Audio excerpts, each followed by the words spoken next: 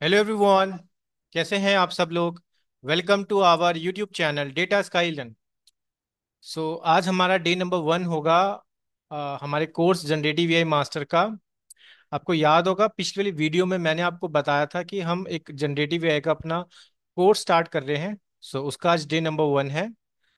And अगर आप channel पे पहली बार जुड़े हैं तो प्लीज़ इस चैनल को सब्सक्राइब करें, जहाँ पे आप डेटा साइंस को बहुत ईजी वे में सीख सकते हैं। चलिए स्टार्ट करते हैं आज की वीडियो। जैसे कि आपको पता है ये आज हमारा डे नंबर 1 है। एंड इट्स वाली वीडियो के अंदर आज हम बेसिकली मैं आपको इंट्रोडक्शन बताऊंगा बेसिकली जनरेटिव एआई के बारे में कि इसका क्या मतलब होता है। देखो अब तक हमने क्या क्या टॉपिक्स पढ़ लिए, ठीक है।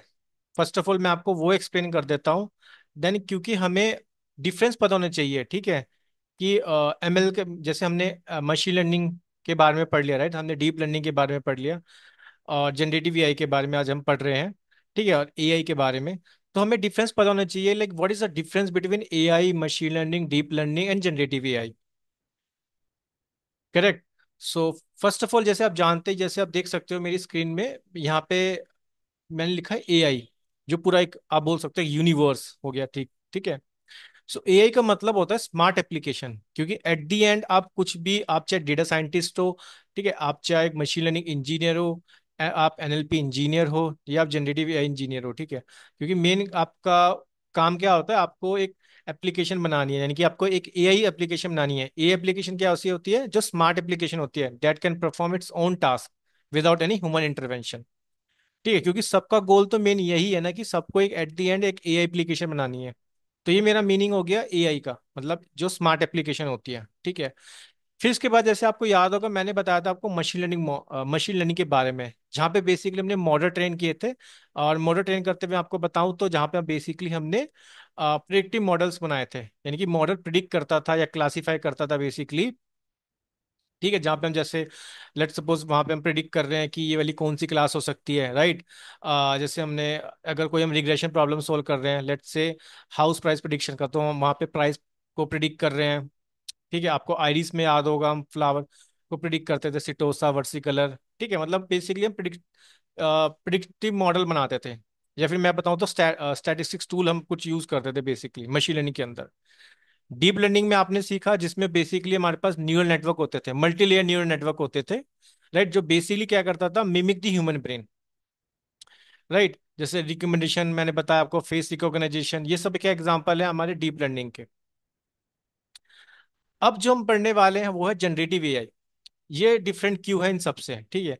देखो अब तक आपने देखा, आप एमएल में आप सिंपल सिंपल प्रिडिक्टिव मॉडल बना रहे हो, राइट, मॉडल कुछ प्रिडिक्ट कर रहा है, ठीक है। और डीप लर्निंग में आप बेसिकली मिमिक कर रहे हो ह्यूमन ब्रेन, आप मल्टी लेयर न्यूरल नेटवर्क बना रहे हो, ठीक है, वहां भी एट द एंड आप कुछ क्लासिफाई कर रहे हो, इमेज सेगमेंटेशन हो गया, ठीक है, या इमेज क्लासिफिकेशन हो गया इस तरह से।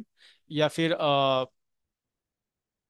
मैं एनएलपी की बात करूं, ठीक है, ये सब आपने देखा। But generative AI in different क्यों है, बेसिकली जनरेटिव एआई में क्या करते हैं वो हमारे ट्रेनिंग डेटा से बेसिकली क्या करता है, वो न्यू डेटा जनरेट करता है। क्योंकि अब तक आपने देखा, अब तक कोई हम न्यू डेटा जनरेट नहीं कर रहे थे, राइट, मतलब ट्रेनिंग को समझ के वो न्यू डेटा को जनरेट कर रहा है।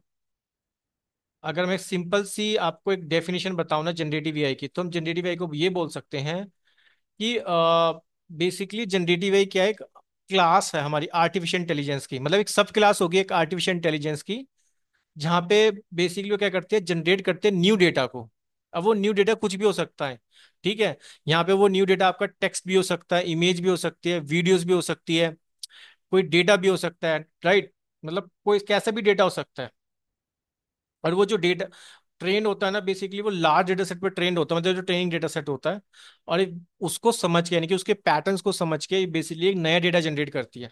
आई थिंक एक आइडिया मिल रहा होगा आपको, like what is the meaning of generative AI. तो मैं यहाँ पे लिख देता हूँ ताकि आपको और अच्छे से क्लियर हो जाए, ठीक है, यहाँ पे। एंड एक चीज और बताता हूँ उससे पहले, जैसे कि आपको पता है कि जो मशीन लर्निंग होती है वो सबसेट होती है एआई का, डीप लर्निंग सबसेट होती है मशीन लर्निंग का, and generative AI subset of deep learning. चलिए मैं आपको बता रहा था जनरेटिव एआई की एक डेफिनेशन बताता हूँ, आपको एक आइडिया मिल गया है कि जनरेटिव एआई का मतलब क्या होता है।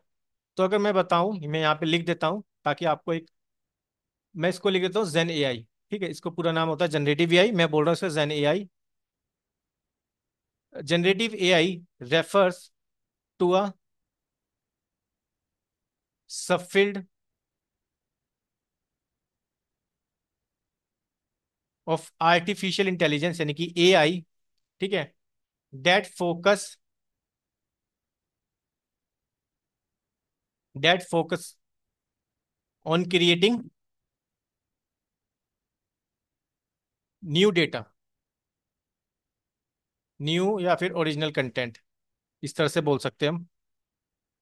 ठीक है, और वो डेटा कुछ भी हो सकता है। ठीक है, अब वो डेटा क्या हो सकता है, आपका कोई इमेजेस भी हो सकती है। ठीक है, मैं यहाँ लिख ही देता हूँ।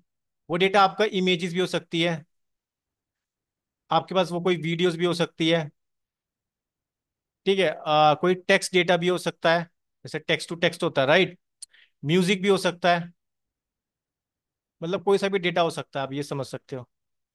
तो ये एक सिंपल सा मीनिंग हो गया जनरेटिव एआई का, कि generative AI refers to the basically subfield of artificial intelligence that focus on the creating new data, और या फिर ओरिजिनल कंटेंट। और वो डेटा कुछ भी हो सकता है, इमेजेस, वीडियो, टेक्स्ट, म्यूजिक। ठीक है, तो एक चीज और मैं लिख देता हूँ ताकि आपको एक चीज और समझ आ जाए, जैसे मैंने आपको स्टार्टिंग में बताया। क्योंकि यहाँ पे हम जनरेटिव ए के अंदर ना बेसिकली आप मैं ये बोल सकता हूँ एलएलएम मॉडल्स यूज करेंगे, या फिर अभी मैं उसको बोलता हूँ जनरेटिव एआई मॉडल्स, क्योंकि एलएलएम मैं आपको नेक्स्ट वीडियो में बताऊंगा। ठीक है, तो यहाँ पे मैं बोल रहा हूँ जनरेटिव एआई मॉडल्स यूज करेंगे, जो बेसिकली जो भी हमारा एग्जिस्टिंग डेटा या फिर ट्रेनिंग डेटा बोल सकते हैं, उसके पैटर्न्स को समझेगा, बेसिक उसके स्ट्रक्चर को समझेगा कि उस डेटा का मतलब क्या है। ठीक है, एंड ट्राई करेगा बेसिकली वहां से, मतलब उसको सीख लेगा डेटा में से, मतलब नॉलेज ले लेगा। देन ट्राई करेगा कुछ नया डेटा जनरेट करने का, या फिर सिंथेटिक डेटा बोल सकते हैं, जो भी कुछ ओरिजिनल डेटा से मतलब मैच करता हुआ होगा। ठीक है, मतलब मैं यहाँ लिख देता हूँ, फिर मैं आपको और डिटेल में एक्सप्लेन करता हूँ। तो मैं लिख देता हूँ, जनरेटिव एआई मॉडल्स। क्योंकि आज हमारा बेसिकली थ्योरी, मैंने बताया था स्टार्टिंग के 2-3 दिन में थ्योरी पे फोकस करूंगा। देन मैं डेट 4 से ट्राई करूंगा कि मैं आपको हम प्रैक्टिकल भी स्टार्ट करें, जहाँ पे मैं आपको लैंग चेन बताऊंगा बेसिकली। तो देखो, generative AI model learn patterns, ठीक है, एंड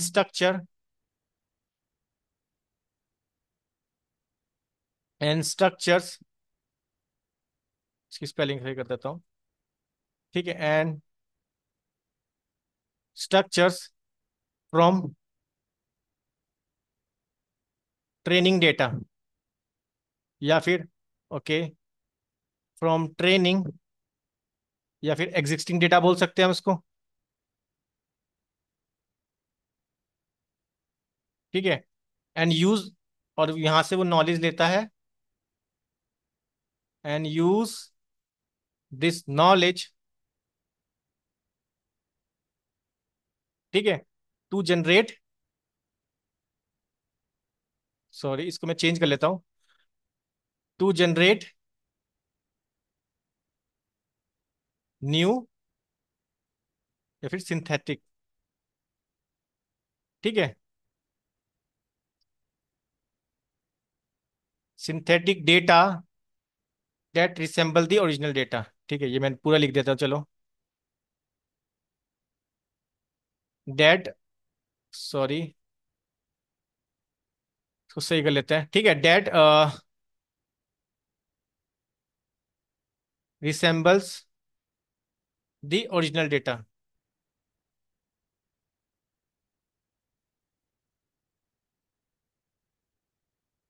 तो आई थिंक ये आपको इसको पढ़ के आई थिंक क्लियर हो जाएगा, इसकी डेफिनेशन जो मैंने आपको लिखा है यहाँ पे, मैं एक बार इसको रीड कर देता हूँ ताकि आप इसको अच्छे से समझ सको। ठीक है, तो इसको मैं पहले यहाँ पे लिख देता हूँ, स्ट्रक्चर्स। ठीक है, तो देखो मैंने क्या लिखा है, generative AI model learn patterns and structure from the training या फिर existing data, and use this knowledge to generate new synthetic data that resemble the original data. And I think अब आपको क्लियर होगा जनरेटिव एआई का meaning, जो मैंने आपको explain कर दिया। ठीक है, क्लियर, यहां तक आई थिंक कोई दिक्कत नहीं होनी चाहिए आपको। अब कुछ और टॉपिक में बताता हूँ, फिर मैं आपको एक चीज और बताऊंगा जो मैंने एक और नोट्स बनाए हैं, ठीक है। अगर मैं टाइप्स की बात करूं, types of generative AI model, यानी कि जेन एआई मॉडल, ठीक है। इसका पहला टाइप होता है बेसिकली ज्ञान। ज्ञान आपको याद होगा, मैंने बताया था इसके बारे में, जनरेटिव एडवर्सरियल नेटवर्क, राइट। जहाँ पे बेसिकली दो न्यूरल नेटवर्क होते थे, ठीक है। एक न्यूरल नेटवर्क क्या करेगा, जनरेट करेगा कोई फेक डेटा बेसिकली, जिसे जनरेटर बोलते हैं। और जो दूसरा होता था डिस्क्रिमिनेटर, वो बेसिकली उसको डिस्टिंग्विश करेगा, बेसिकली फेक डेटा को अलग करेगा, बेसिकली पता लगाएगा, ठीक है। मतलब डिस्टिंग्विश करता रियल डेटा में से कि तो मैंने आपको ये एक्सप्लेन किया था, राइट, जनरेटिव एडवर्सरियल नेटवर्क के बारे में। जहाँ पे बेसिकली जनरेट करता न्यू डेटा, वो जनरेटर जनरेट करता न्यू डेटा को, और जो हमारा डिस्क्रिमिनेटिव होता है वो बेसिकली पता लगाता है फेक, मतलब डिस्टिंग्विश करता है रियल डेटा और फेक डेटा में से, ठीक है। तो मैं वही लिख देता हूँ यहाँ पे, जनरेटिव एडवर्सरियल नेटवर्क। सेकंड होता है हमारा आरएनएन, ठीक है। जहाँ पे आपको पता है ये सीक्वेंशियल मॉडल होता है, राइट। यहाँ पे सीक्वेंशियल होता है कि सीक्वेंशियल डेटा लिख देता हूँ मैं। मैं बात करूँ जैसे टेक्स्ट हो गया, स्पीच हो गया, ठीक है। तो हम बोल सकते हैं जो जनरेटिव मॉडल है उसमें बेसिकली तीन टाइप के मॉडल्स होते हैं। जैसे जनरेटिव यानी कि जनरेट करना बेसिकली आरएनए, मतलब जो सीक्वेंशियल डेटा हो गया जैसे टेक्स्ट और स्पीच। एक तीसरा होता है जिसका नाम है वेरिएशनल एनको ऑटो एनकोडर्स। ये मैं एक्सप्लेन भी करूंगा, एक अलग से टॉपिक है बेसिकली। अभी मैं आपको सिंपल एक्सप्लेन कर देता हूँ। वेरिएशनल ऑटो एनकोडर्स, ठीक है, जो बेसिकली क्या करता है, जो कंप्रेस करता है और रिकंस्ट्रक्ट करता है डेटा को। तो मैं यहाँ पे लिख देता हूँ, learn to compress and reconstruct data. So I think meaning आपको समझ आ गया जनरेटिव एआई का, ठीक है। टाइप्स मैंने बता दिए जनरेटिव एआई के मॉडल के क्या क्या टाइप होते हैं, तीन टाइप के होते हैं। ज्ञान, जहाँ पे हम बोलते हैं जनरेटिव एडवर्सरियल नेटवर्क, जहाँ पे बेसिकली दो न्यूरल नेटवर्क होते हैं।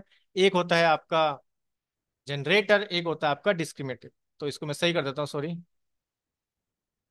दूसरा होता है आपके पास आरएनएन, जहाँ पे हमारे पास बेसिकली सीक्वेंशियल मॉडल होता है। जैसे मैं स्पीच और टेक्स्ट की बात करूँ, ये आरएनएन मैंने एक्सप्लेन किया है, ठीक है। वेरिएशनल एनकोडर जो मैं आपको आने वाली वीडियोस में बताऊंगा, ये अलग से टॉपिक है, ठीक है, जहाँ पे बेसिकली वो कंप्रेस करता है और रिकंस्ट्रक्ट करता है डेटा को, ठीक है। यहाँ तक समझ आ गया।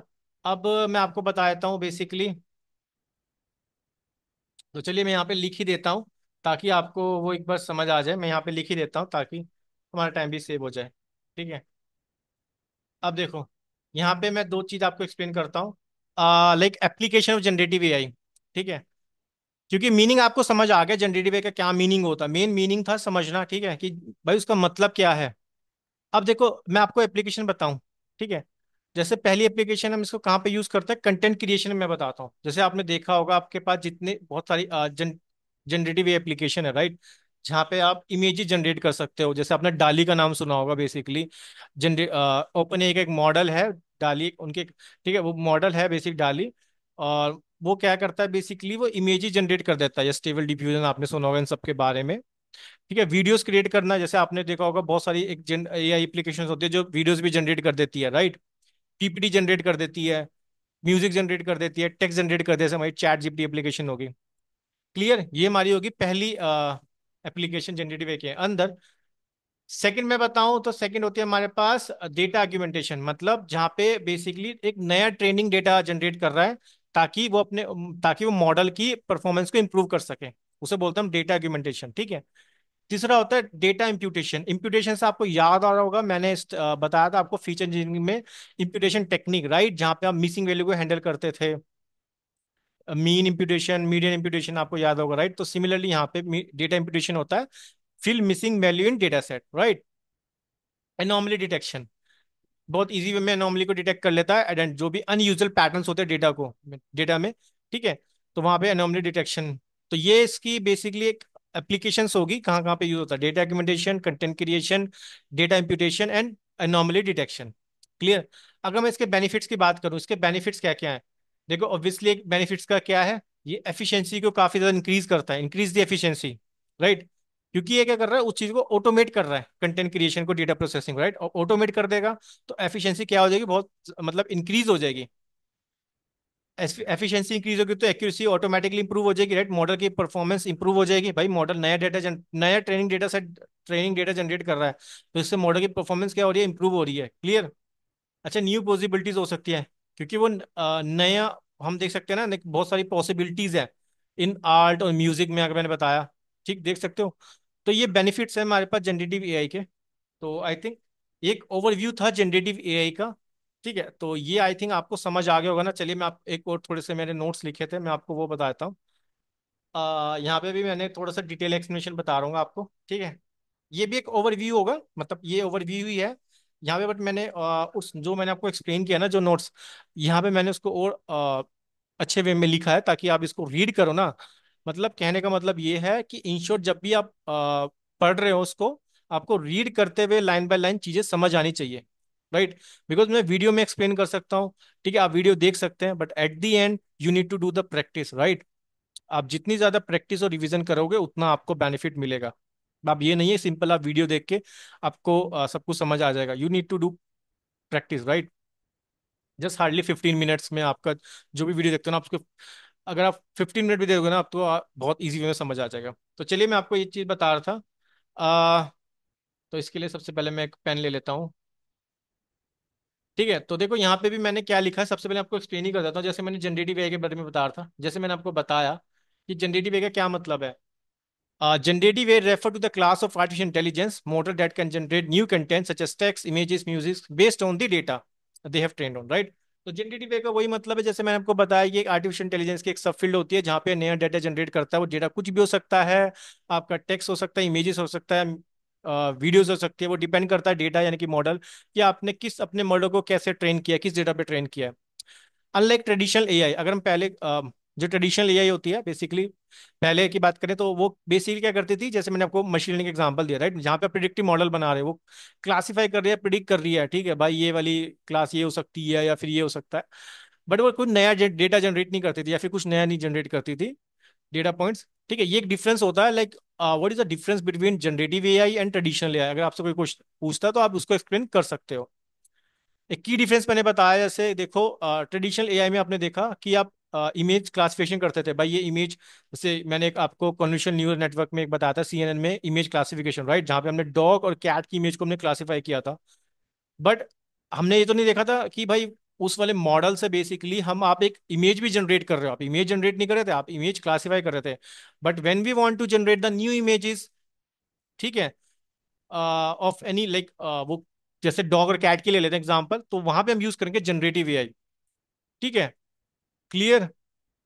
ठीक है, जैसे मैंने एग्जांपल लिखा है, देखो जैसे मैं आपको एग्जांपल बता रहा था, एग्जांपल देखो, टेक्स्ट जनरेशन, टेक्स्ट जनरेशन में जैसे हमारे पास आ गया GPT 3 या GPT 4, जो भी मॉडल हो गए, ठीक है, that generate the coherent and contextual relevant text. ठीक है। क्लियर। और इसकी एप्लीकेशन हो गई से चैट जीपीटी एप्लीकेशन, एक चैटबॉट एप्लीकेशन, ठीक है, चैट जीपीटी।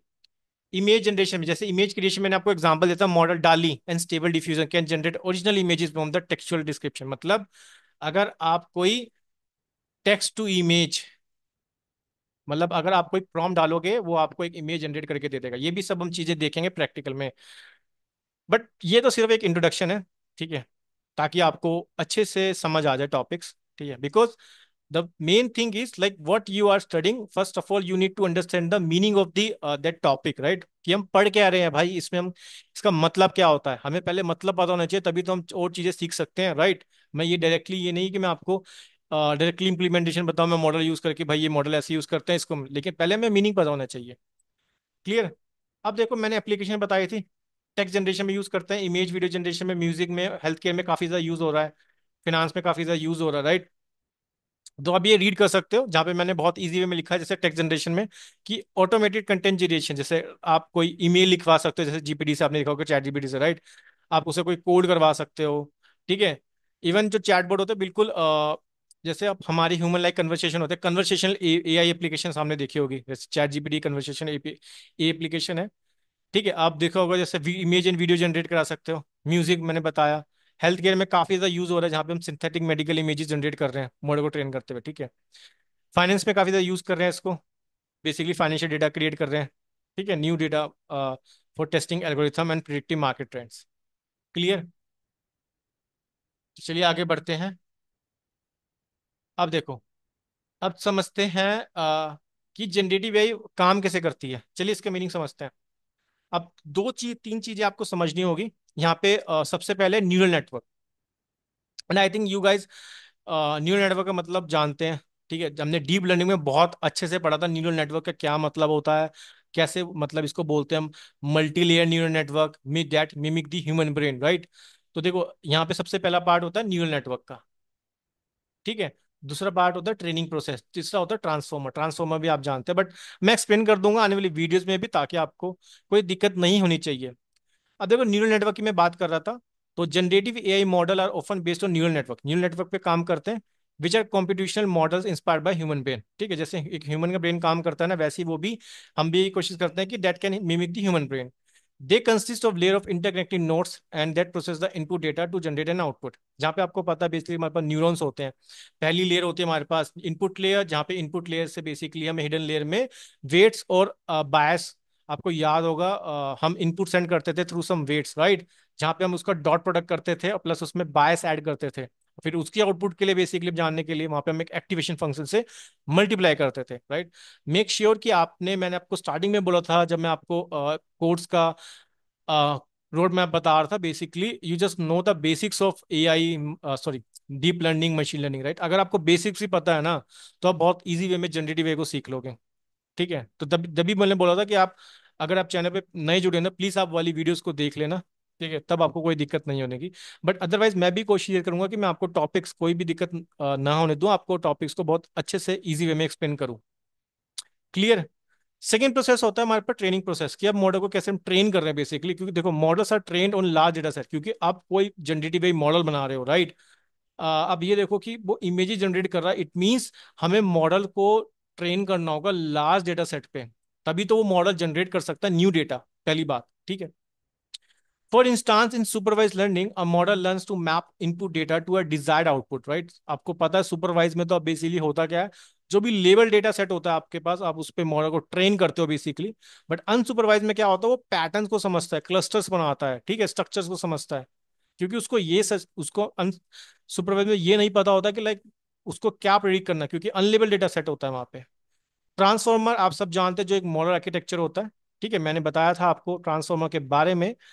ठीक है, जहाँ पे हमारे पास अटेंशन मैकेनिज्म होता है, सेल्फ अटेंशन लेयर्स होती है, इनपुट आउटपुट, एनकोडर डिकोडर होता है, ये मैं आपको एक्सप्लेन करूंगा। चलो आने वाली नेक्स्ट वीडियो में मैं आपको ट्रांसफॉर्मर फिर से एक्सप्लेन कर दूंगा बहुत ईजी वे में, ताकि आपको कोई दिक्कत ना हो। अभी आपको मीनिंग पता लग गया, राइट।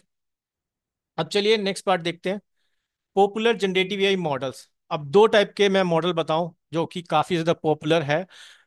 चैट जीपीटी एक एप्लीकेशन है जिसको बनाया था ओपन एआई ने, आप सब जानते हैं। वो मॉडल यूज करता है बेसिकली GPT-3, या फिर अब जो लेटेस्ट है वो है GPT-4o, राइट। GPT-4 यूज करता है बेसिकली लेटेस्ट। तो जहाँ पे बेसिकली जीपीटी का मतलब होता है जनरेटिव प्री ट्रेन ट्रांसफॉर्मर, एक पावरफुल लैंग्वेज मॉडल है, यानी कि एलएलएम है, जिसको बनाया आपके ओपन एआई ने, that can generate human like text. It has billions of parameters, basically इसमें जो पैरामीटर्स होते हैं, मतलब जो ट्रेनिंग करते हुए आपने क्योंकि हम क्या, आपको याद होगा बैक प्रोपगेशन में हम बेसिकली वेट्स की वैल्यू को हम अपडेट करते थे, राइट। वहां पे जो यही सब पैरामीटर इसलिए होते थे ताकि हमारा मॉडल बहुत अच्छे से काम करे। ये सब बताऊंगा पैरामीटर्स का क्या मतलब होता है, ये सब हम देखेंगे, but you don't need to worry.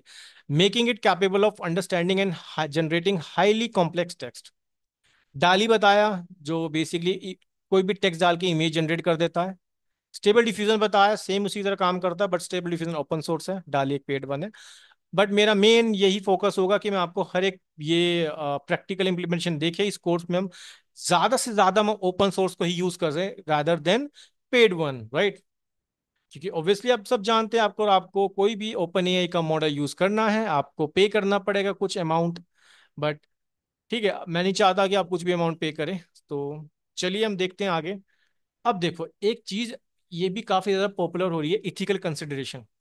अब मैं सबसे पहले आपको मैं मीनिंग बता देता हूँ। ये इथिकल कंसिडरेशन का मतलब क्या है। देखो हम एआई से, अब हमारा एआई मॉडल है राइट, जनरेटिव एआई की मैं बात कर रहा हूँ। तो वो क्या कर रहा है, कुछ नया डेटा जनरेट करता है। आप चैट जीपीटी से कुछ भी एप्लीकेशन, मतलब चैट जीपीटी वाली एप्लीकेशन से कुछ भी आप पूछते हो, वो आपको एक टेक्स्ट आउटपुट दे देता है राइट।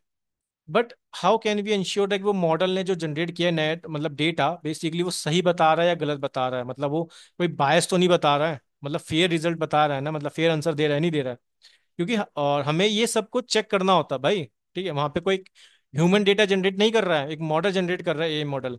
तो हमें ये सब बातों का भी ध्यान रखना पड़ता है कि कोई हमारा जो एआई मॉडल हो, यानी कि एआई रिस्पॉन्सिव हो, इथिकल हो। ठीक है। और एक चीज काफी ज्यादा पॉपुलर चल रही है मार्केट में गाइस, अगर आप इसके बारे में सर्च करके देखना। ओके लेट मी, ठीक है, मैं एक चीज काफी ज्यादा पॉपुलर चल रही है मार्केट के अंदर जिसका नाम है रिस्पॉन्सिबल एआई। गूगल माइक्रोसॉफ्ट जैसी कंपनियां ना इन पे काम कर रही है रिस्पॉन्सिबल एआई पे।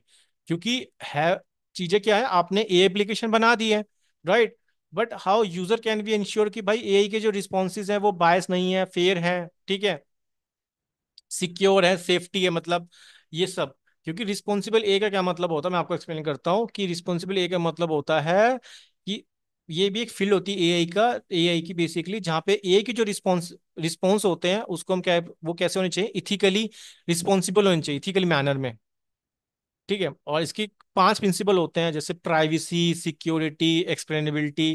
जहाँ पे मॉडल एक्सप्लेन करे, प्राइवेसी का मतलब होता है कि मॉडल जैसे जनरेट कर रहा है कोई भी पीए इंफॉर्मेशन, मतलब पर्सनल डेटा, उसको वो मास्क करे। Basically we don't need to share the personal information to anyone right. कि यूजर का लेट सपोज आधार क्या, आधार नंबर क्या है, पैन कार्ड डिटेल क्या है, उसका नेम क्या है, ये सब मैं, ठीक है, मतलब उसकी जो भी सेंसिटिव इंफॉर्मेशन होती है उसको अब ये बोल सकते हैं मास्क करना बेसिकली। एक्सप्लेनेबिलिटी मैंने बताया, मॉडल एक्सप्लेन करे। जैसे फेयरनेस बताया कि फेयरनेस के बारे में बताए।